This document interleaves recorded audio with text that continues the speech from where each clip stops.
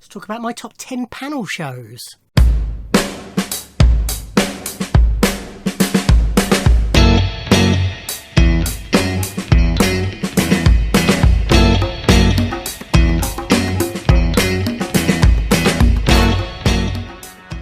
Ahoy everybody, and welcome to this video. And for the first time in ages, it's a TV based video, and I'm going to talk about my top 10 comedy panel shows. I was going to do a top 10 comedy. I sort of had that ready, and I had a few panel shows in it, and I thought, no, actually I like panel shows enough that they deserve their own top 10.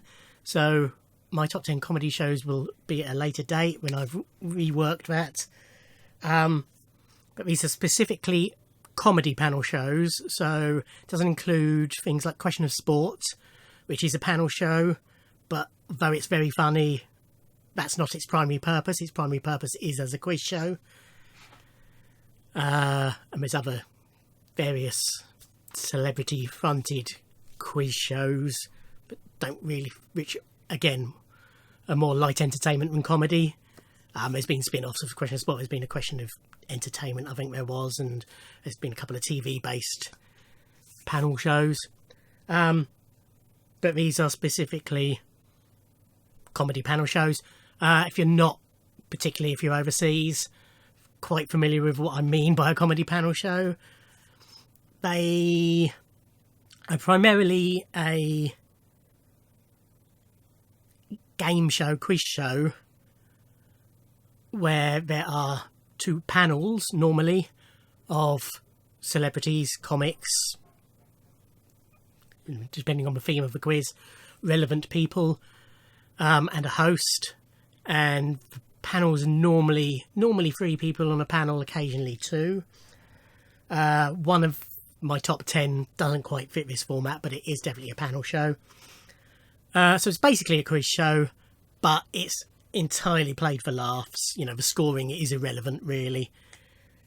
On all of these, really, the scores are completely irrelevant and are just part of the fun of it. They sort of started, there's the classic non-comedy panel shows that started on TV, like things like What's My Line, which I think you've got in America as well. And then comedy ones sort of moved, there's sort of radio versions, so things like Just a Minute and I'm Sorry I Haven't a Clue and the News Quiz, and Quote Unquote, they're sort of the long running ones. And then there's more recent ones that have come in, like The Unbelievable Truth and Genius and various other things. And then they sort of transferred to telly in the late 80s, and the first, it was Whose Line Is It Anyway, which I've not included here because it's not really a panel show. It's sort of lumped in with panel shows. But, you know, it's the improv game show, and it's not really, they're not really being questioned. You know, they're playing improvised games, and although we did arbitrarily award points, they weren't important. But it's, you know, so it is, yes, it's a panel show. It is a comedy panel show, but it's not really in the same format as the rest of these. So I haven't included it, but that was probably the first one that really hit big on British TV. And then Have I Got News for You came along, which we will talk about, and then that opened the floodgates. But yes, enough waffle about what a panel show is. It is a format that I love. It's, you know, gives lots of people a chance to shine. They can be very funny, some more than others, some episodes more than others. Other ones that didn't make my top 10, honourable mentions. Insert name here, I really enjoyed. That's just been cancelled, which is a shame, but that was a good fun one. If I Ruled the World, I really loved. That was, must have been about 15, 20 years ago that was on now. And it had Graham Garden as one team captain and Jeremy Hardy as the other team captain. And I can't remember who hosted it. I think was it Clive Anderson? Might have been Clive Anderson hosted it. And it was sort of games based roughly around politics, not have I got news for you, the Prime Minister did this sort of way, but just, if I ruled the world, politically what you would do if you ruled the world, and various games based on that. But that was excellent. Gag Tag, that's another 90s one, which was a comedy panel show. It was a panel show about comedy. I think originally it was hosted by Jonathan Ross, and the team captains were Frank Skinner and Bob Monkhouse. And basically they just had to compete by telling jokes, and it was brilliant. Loved Gag Tag. Hypothetical, which is on Dave at the moment. That's very good. Recommend that. Argumento, which was when Dave first started as a channel. That was the first bit of own... I was going to say own label. I don't mean own label. What do I mean? What's the phrase I mean? I can't remember. Original content. That's what I was looking for. So the first piece of original content was the series Argumento, which was very good. It was basically two teams, Marcus Brigstock and Rufus Hound were the team captains originally. John Sargent hosted it, and basically they were given a topic, and one team had to argue for it, one team had to argue against it, and whoever was most convincing won. But that was a lot of fun. Ask Rod Gilbert, it's about 5-6 years ago I think that was on. That was a lot of fun. I like Rod Gilbert anyway, and it was, he got asked questions by the panels, and I sort of had to prove the working, and it's hard to describe, but that was very funny. Go 8-Bit, which was on Dave up until, it's still shown now, but I think it was cancelled about 18 months ago, which was hosted by Dara O'Brien, and it's about computer games, video games, whatever you want to call them. I'm old, computer games, but Pong, stuff like that. And they used celebrities competing against each other playing games, basically, but that was a lot of fun. Joker's Wild, going way back to I think it was early 70s it started, but they're in black and white, so it might be 60s. But I do have a couple of the 2 DVDs that Network have released of them. So this was a sort of pre the boom, if you like. But this, quite similar in a way to Gag Tag, it was 2 teams of 3 comedians basically competing against each other, telling jokes. Very much of its time, and therefore very hit and miss, but Les Dawson's on it a lot, and he's always brilliant. And it's definitely worth watching. And the last nearly made it is the Imitation Game, which is another recent one. It was on ITV, hosted by Alexander Armstrong, with Deborah Stevenson and his name has just gone completely out of my head, John Coleshaw, as team captains, and it was based around impressions. It was very obviously pretty heavily scripted, but it was a lot of fun. It was created by Graham Garden and John Naismith, who is the producer of I'm Sorry I Haven't a Clue, and has a bit of that air about it, the silliness of the games. So yeah, I enjoyed that. But anyway, 8 minutes in, I haven't even started my top 10 yet. It's also, I forgot to look up because I always forget his name. I want to say Space Cadets, but it was hosted by Greg Proops. It was on Channel 4. Bill Bailey and Craig Charles were the team captains, and it was about sci-fi and nerdy stuff. That was a lot of fun as well. Anyway, into my top 10. And we start at number 10 with Celebrity Juice. I like Lee Francis a lot. I think he's a very clever man. I liked Bo Selector. I enjoyed, what was it called? A Bear's Tale. Then he took his Keith Lemon character and started Celebrity Juice, and it was a lot of fun. It's very anarchic. Yeah, anarchic. Very rude. Just, yeah, a lot of fun. Games are made to look the contestants as silly as possible. I particularly enjoyed the early series when you had Holly and Fern as team captains and Rufus Hound as a regular. It did work after Rufus left. I stopped watching about a year before Fern left. I just sort of... It was being on... The series were coming too regularly. There wasn't enough break between series. So that I was sort of losing track of when it was new series, when it was repeats, and I just gave up on it. I've watched a couple... When Kate Nash has been on it, I've watched it.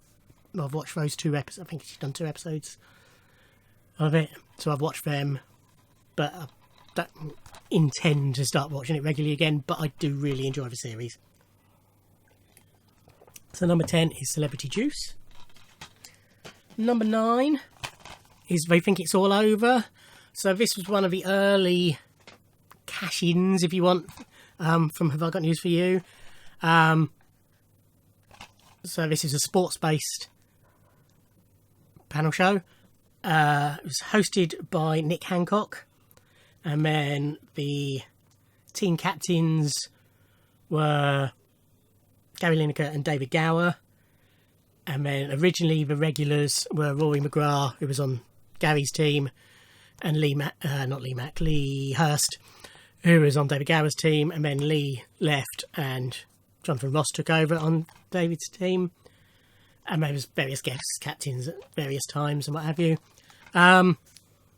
It was very much a product of the time. They could be very cruel about people. Rory McGrath could get a bit irritating. He cheats a lot and he's very full of himself, but it is a lot of fun. Some great games. It was sort of this that sort of launched Gary Lineker as a personality, not just an ex-footballer. I don't think he'd be doing what he does today if he hadn't done this. But yeah, just a lot of fun. Phil Tufnell, David Seaman, Ian Wright all captained at various points as well, as various people came and went. But yeah, a lot of fun. I think it's all over. Then we have at number 8, 8 out of 10 Cats. I'm also including 8 out of 10 Cats Does Countdown in this. I really love 8 out of 10 Cats. It was a great format. Jimmy Carve's is a great host. So the original captains were Sean Locke and Dave Spikey. Dave Spikey left and was replaced by Jason Manford. Jason Manford left and was replaced by John Richardson. Then they started doing 8 Cats Does Countdown, which was originally for Channel 4's over 25th or 30th anniversary, I think it was. So it was either 2007 or 2012.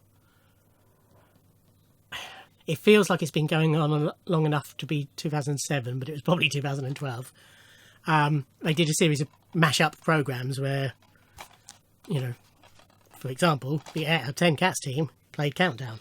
And it was so popular that it spun off into its own series. Eventually, Sean and John quit 8 out of 10 Cats to just concentrate on Countdown.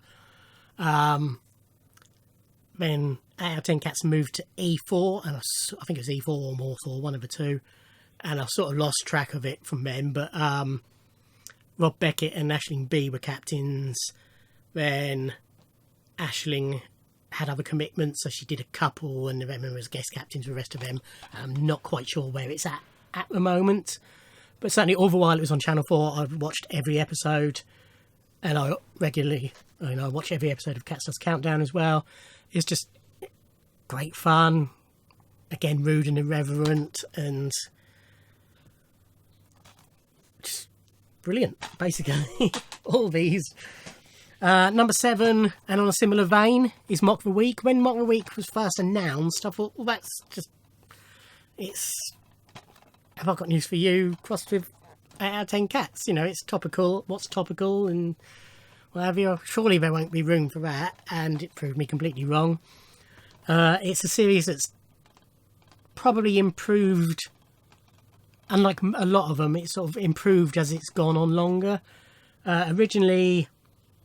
it's always been hosted by Dara O'Brien. The first series, Hugh Dennis and Rory Bremner were captains, with Frankie Boyle as regular on Hugh's team. Rory Bremner left after the first series. Andy Parsons came on, but he wasn't a captain, he was just a regular on that team. And they just they never really had a proper captain, if you like. They don't really class them as that anymore anyway, on what I would call the right-hand team. But they've had various comics do runs on the show where they've been a regular. Russell Howard, what's his name? It's just gone completely out of my head. Chris Addison have sort of been, stayed in the same seat regulars. Then other people, there's loads of people who are just on it a lot, like Milton Jones, Stuart Francis for quite a while, Gary Delaney, Ramesh Ranganathan, Ed Burns on it a hell of a lot because he's best friends with Dara O'Brien, Ed Gamble, loads of others who are on it regularly, and people who are on it not as regularly, but still a lot. I know what I mean anyway. But yeah, it's mock for a week. It's based on that week's news. The games are sort of irrelevant. But my favourite part is always scenes we'd like to see, which is the last 5-10 minutes of the show. And they all stand round, and it's things you wouldn't hear on a party political broadcast. And then they all take it in turns to come in and give their examples of things you wouldn't hear on a party political broadcast. They're usually very, very funny. Very often they take the opportunity to do callbacks to things that have occurred during the show, or to have a dig at Dara, or various things like that. But it's just a lot of fun. Mock the week. Number, what are we on? 10, 9, 8, 7, 6 is Nevermind the Buzzcocks. So Buzzcocks was, I think, the first poster I got news for you. It was either this or I think it's all over, but it was the first sort of, oh, that was a good idea, let's do this about. It's about music. Started off, Mark Lamar hosted, Phil Jupitus and Sean Hughes were team captains. Just great throughout that run. Sean Hughes left, Bill Bailey took over, carried on being great. Mark Lamar left, Simon Amstel took over, carried on being great. Simon Amstel left, and they started going with guest hosts, and then it got intermittent. Some weeks are excellent, some weeks are okay. Tended to be very dependent on A, who the host was, and B, who else was on the teams. Bill Bailey left, and Noel Fielding took over, and that worked well. I don't think he was. I like Noel a lot, but I don't think he was quite.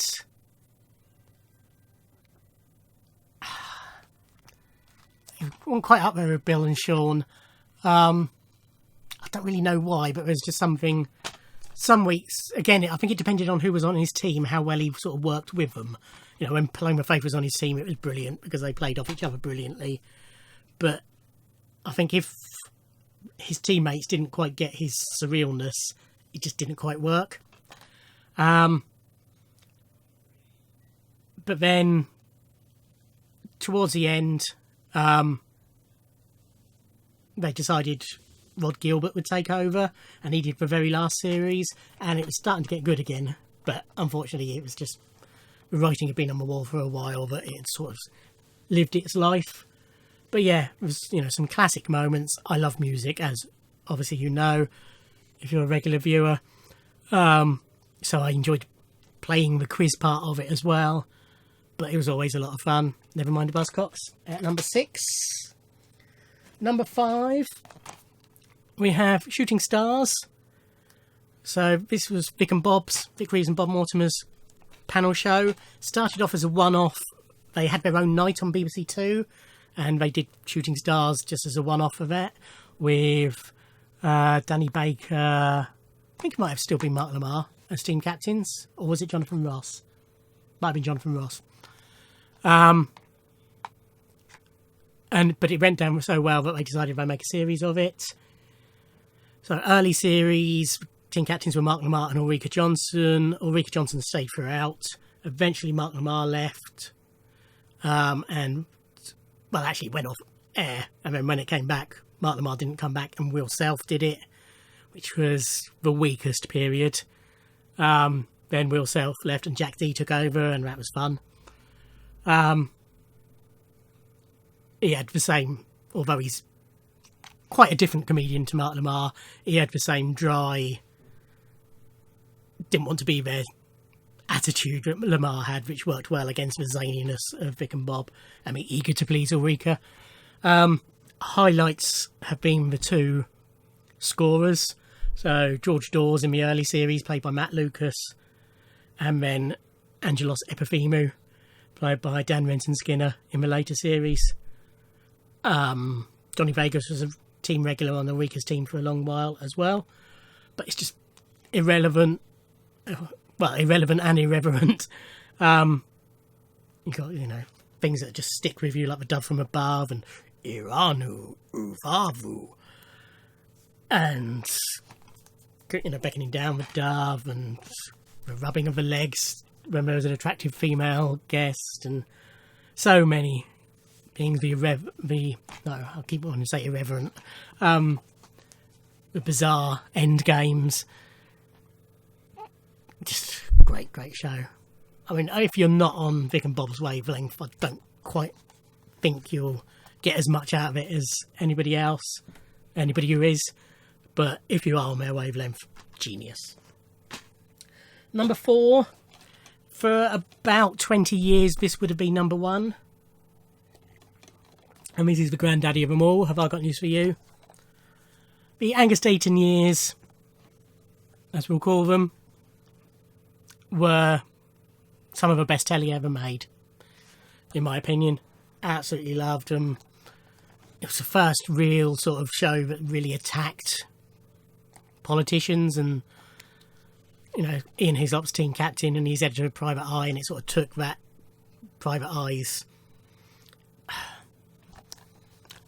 hunt for the truth and finding the comedy in it to the show. Paul Merton, who's a genius and a hero of mine, his surreal twists and where he'd take it, and his portrayal as the dumb team captain who, you've got to know level in metalwork. It was his running gag when they started saying really clever stuff. Just brilliant. Angus had to leave. He'd become the news because of his dalliances with prostitutes that were making the front page of the papers. So he had to leave. Guest captains were brought in. Since the guest hosts were brought in, it's been a bit more hit and miss. Some weeks it's been sublime. Bruce Forsyth week, for example, was just, again, one of the best bits of telly ever, and there's been lots of other really good ones. But some weeks it's a bit flat. I find if Paul isn't in a playful mood, it's not as much fun as it should be. But every now and then he goes off on one of his flights still, and it's still brilliant, and I still wouldn't miss an episode. So yeah, up until the guest hosts, this was number 1, and a strong contender for my number 1 TV series ever.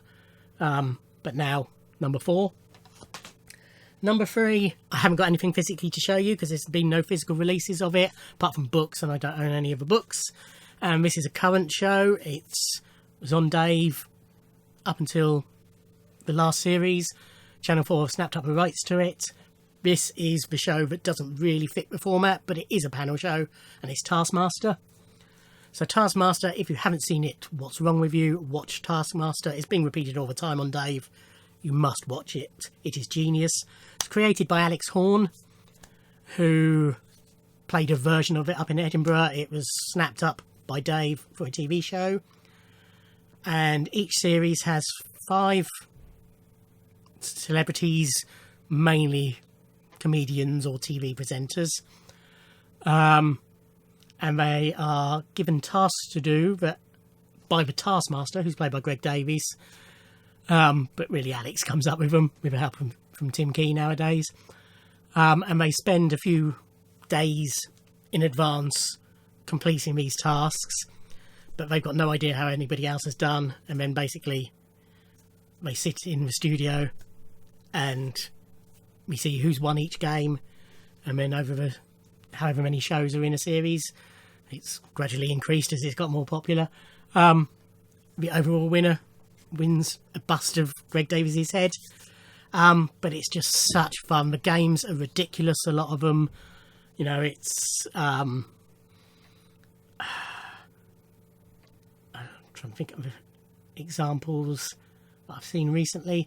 One I watched the other day from Series 1 had a huge block of ice, and it was quickest person to make it disappear. But, you know, by melting it, obviously, but obviously everybody had different methods of melting it, and some were quicker than others, some were less sensible than others. What else have we had? Maybe games where, for example, they have pies with strange fillings and we have to work out what the filling is, and it's like toothpaste and bizarre combinations, you know, onion and jam or stuff. That's quite it's chutney, isn't it? Onion and jam, onion and... Now trying to think of anything that doesn't go with onion. Onion and boiled sweets flavour. You know, silly fillings like that. But just so much fun. You get people who you think are really clever and you see them on this and you think, you idiots. They've just got no common sense. You got other people who you think are idiots but turn out to be really clever at it. You get people who do really stupid things. First series... for one of the games, Josh Widdicombe got Greg Davies' name tattooed on his foot just to win a point, which he's now left with forever. You know, it's just brilliant. Anyway, I heartily recommend it. It's just one of the best shows ever made. Number 2, and these top 2, I was umming and ahhing about the order, but number 2, I've gone with QI. Brilliant show, QI. If you're not familiar, it's QI stands for quite intelligent, and it's sort of the idea of it is to sort of bust myths. So a famous question from the first series was, how many moons does the Earth have? So you know, you say 1 and you get a klaxon and you'd lose 10 points because that's the wrong answer. And originally they said there was 3, I think it was, and for about 3 different series they then changed what their answer was, because as science has changed, what's been defined as a moon has changed. So, you know, that's an example. Basically, if you think an answer's obvious, it's wrong on QI. First 13 series, each series is themed around letter of the alphabet. So the first 13 series, A to M, were hosted by Stephen Fry. Alan Davis is a regular. He is always on the team, on the panel, apart from one episode where he had to go to a football match. Arsenal were playing in a final or a semi-final or something, and so he missed a recording to go to that. So his seat was left empty. But every other show, Alan Davis has been on it. I mean, there's lots of people who are regularly on it. Phil Dupertus holds the record for the most appearances, closely followed by Bill Bailey. That's only just sort of switched positions. But lots of people are on it, as I say, regularly. Series N onwards is hosted by Sandy Toksvig, who does an excellent job. It's still just as good with her as it was with Stephen Fry. I've learned so much from it, as well as it regularly making me cry laughing. Just a great show, QI. And then number 1 is Would I Lie to You? This is definitely a series that's improved as it's gone on, because they've sort of cut the number of questions and just given it time to breathe, so they can really expand the stories. First 2 series, I think it was, were hosted by Angus Deaton, but since Rob Brydon took over hosting it, it's gone to another level.